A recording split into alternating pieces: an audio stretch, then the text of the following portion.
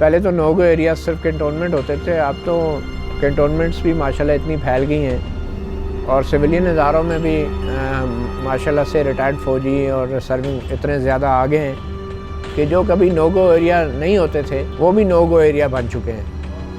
और मैं हैरान हूँ, सिर्फ साफ़ियों के लिए नहीं, हमारी अदालतों के लिए भी अब नो गो एरियाज़ बड़े क्लियर होते जा रहे हैं। जो मीडिया की फ्रीडम है वो कर्टेल होना शुरू होती है 19 अप्रैल 2014 को, जब अहमद मीर साहब के ऊपर अटैक होता है। तो उसके बाद एक नए दौर का आगाज़ होता है और वो दौर है हर रोज़ मीडिया पर एक नई पाबंदी का दिन, हर रोज़ एक नई सेंसरशिप, हर रोज़ एक नई खामोशी का नया तरीका। बज़ाहिर पहले 2002 से पहले पूरे मुल्क में एक पीटीवी हुआ करता था। बदकिस्मती ये है कि अब 20 पीटीवी हैं।